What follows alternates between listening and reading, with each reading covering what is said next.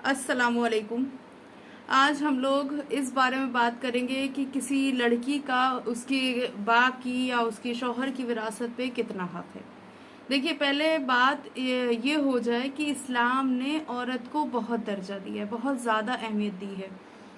ये बात हम कई बार बता चुके हैं कि आपके घर की रौनक, आपके घर की बरकत ही औरत है। अगर जिस घर में औरत खुश नहीं है, आप समझिए। लेकिन हाँ, ये उसके लिए भी है कि कुछ औरतें इसका नाजायज़ फ़ायदा भी उठाती हैं, घर को बर्बाद करती हैं। उन औरतों की बात नहीं हम कर रहे हैं, कुछ ऐसी औरतों की बात कि जो सच में बहुत परेशान रहती हैं। तो आप ये समझिए कि अगर आपको आपको अपना घर अच्छा करना है और आपको अल्लाह के वहाँ भी अपना अमाल दुरुस्त करना है, तो आपके घर की औरतें खुश होनी चाहिए आपसे, चाहे वो आपकी बीवी हो, आपके बच्चे हो या आपकी बहन हो। अच्छा, तो अब बात होती है विरासत में।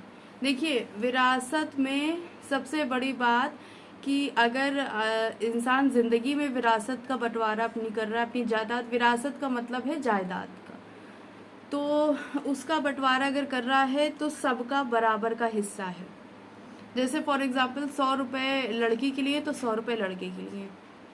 आप किसी भी तरीके से उन सब में भेदभाव नहीं कर सकते हैं। वही मोहब्बत पे भी है कि जो जितना प्यार, इज़्ज़त, अहमियत एक बच्चे को दे रहे हैं, वो आपका फ़र्ज़ है कि आप दूसरे बच्चे को भी उतनी ही अहमियत दें। ये आपकी रिस्पॉन्सिबिलिटी भी है, आपका फ़र्ज़ भी है, और आपसे पूछा भी जाएगा अल्लाह के वहाँ कि अगर आपने इन सब चीज़ों में कुछ गड़बड़ी करी है।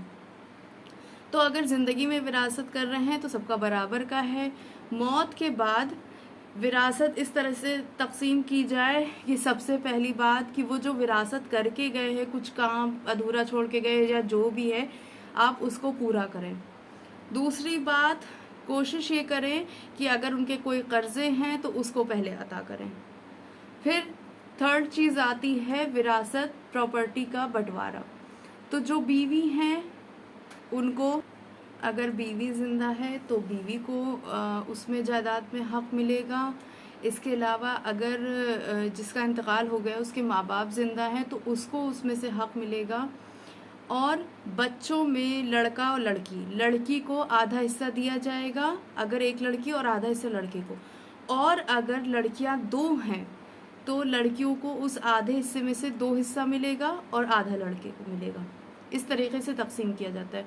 बहुत ही अफ़सोस की बात है कि इतना डिटेल में बताया गया है कुरान शरीफ में। सूरह निसा में ज़िक्र है, ये सूरह निसा कुरान शरीफ की 4थी आयत है, इसमें ज़िक्र है।